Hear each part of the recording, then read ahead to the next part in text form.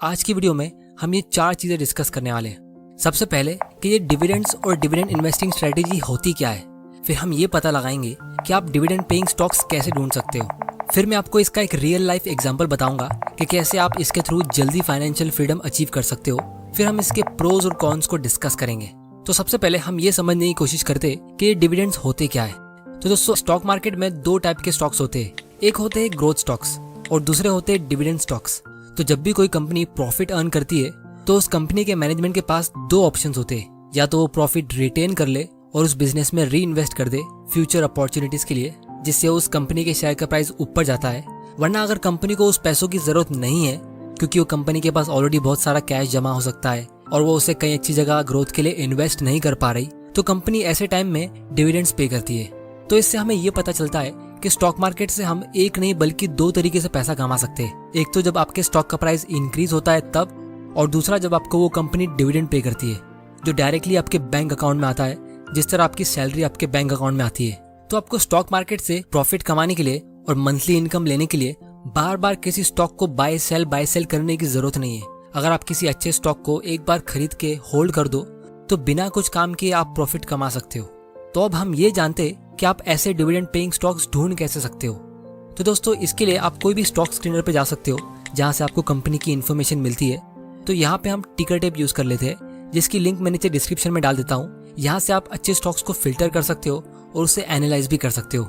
और आप इनके प्रो वर्जन के लिए भी सब्सक्राइब कर सकते हो, जिससे आपको और ज्यादा इन्फॉर्मेशन रेडीमेड मिल जाती है। तो अगर आपको ये ढूंढना है कि कौन सा स्टॉक ज्यादा डिविडेंड पे करता है, तो उसके लिए हम यहाँ पे स्क्रीनर पे आएंगे। फिर हम यहाँ पे निफ्टी 100 सिलेक्ट करेंगे, क्योंकि हमें इंडिया की सिर्फ सबसे बड़ी 100 कंपनीज में से ही स्टॉक को पिक करना है। बहुत सारी छोटी मोटी कंपनीज भी होगी जो डिविडेंड पे कर सकती है, लेकिन छोटी कंपनीज में ग्रोथ अपॉर्चुनिटी ज्यादा होती है। तो अब वहां से मल्टी बैगर स्टॉक्स ढूंढ सकते हैं, जिसको मैं किसी और दिन डिस्कस करूंगा। तो ये निफ्टी 100 सिलेक्ट करने के बाद हमें सिर्फ वही कंपनीज देखने को मिल रही है जो 30,000 करोड़ से महंगी हो, मतलब बहुत बड़ी कंपनीज।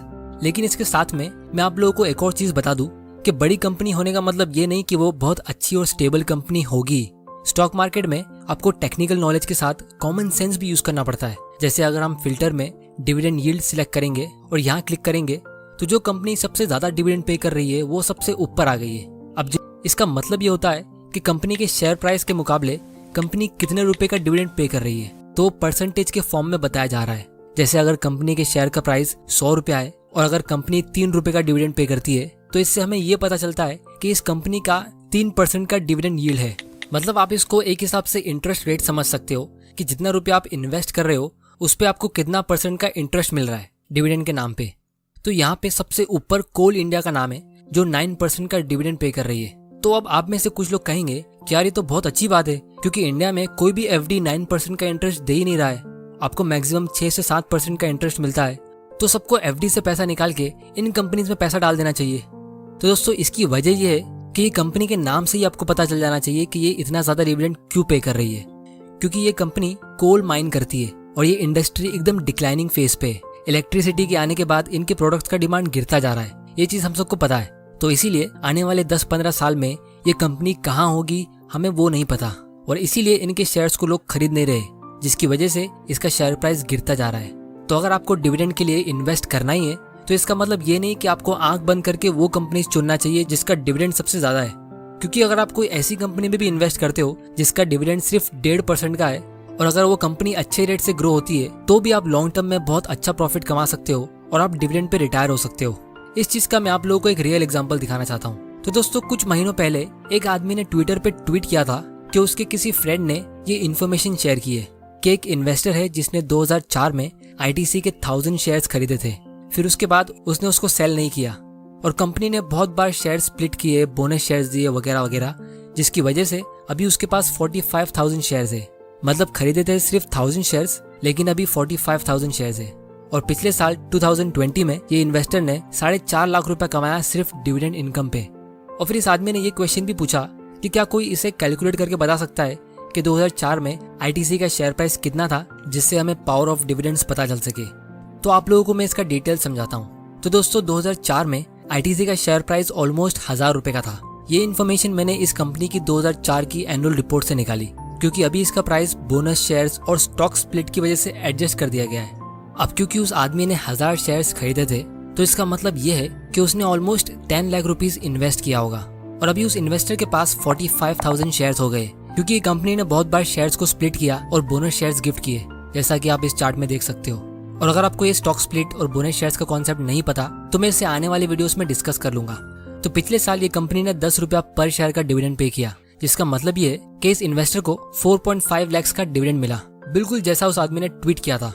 अब दोस्तों याद रखिए कि स्टॉक का जो प्राइस इंक्रीज होता है वो अलग बेनिफिट है, क्योंकि 45,000 शेयर्स की मार्केट वैल्यू आज के हिसाब से 92 लाख की होती है। मतलब उस इन्वेस्टर को जो 10 लाख रुपए से 92 लाख का ग्रोथ मिला है वो 15% का रिटर्न होता है, जबकि आईटीसी का शेयर प्राइस फिलहाल बहुत गिरा हुआ है, लेकिन फिर भी जितना उसने इन्वेस्ट किया था उसको उसका आधा अमाउंट एक ही साल में मिल रहा है, सिर्फ एज ए डिविडेंड इनकम। और ये इनकम उसका हर साल ग्रो होता रहेगा, क्योंकि अगर ये कंपनी इसी 15% के रेट से फ्यूचर में ग्रो होती है तो सिर्फ 5 साल बाद उसके पोर्टफोलियो की वैल्यू डबल हो जाएगी, क्योंकि 15% के रेट से हर 5 साल में आपका पैसा डबल होता है। तो उसके इन्वेस्टमेंट की वैल्यू होगी 1,85 लाख और 10 लाख रुपए का उसको सिर्फ डिविडेंड मिलेगा।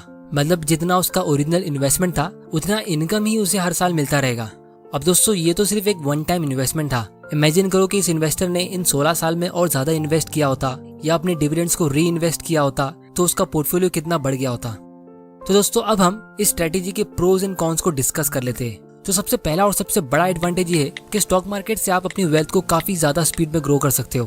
अगर आप अपनी 20s में कोई हाई ग्रोथ और यंग कंपनी में इन्वेस्ट कर लेते हो तो जब आप अपनी 30s या 40s में पहुंचोगे तो वो कंपनी भी मैच्योर हो जाएगी और एक डिविडेंड पेइंग स्टॉक बन जाएगी।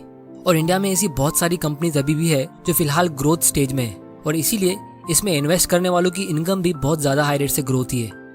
अब आप में से कुछ लोग मुझे कहेंगे कि ये बहुत रिस्की भी होता है क्योंकि इसमें पैसा डूबने का डर होता है, तो इसको भी हम डिस्कस करने वाले हैं। फिर दूसरा बड़ा एडवांटेज ये है कि आप इसमें एक छोटे अमाउंट से भी इन्वेस्टमेंट शुरू कर सकते हो।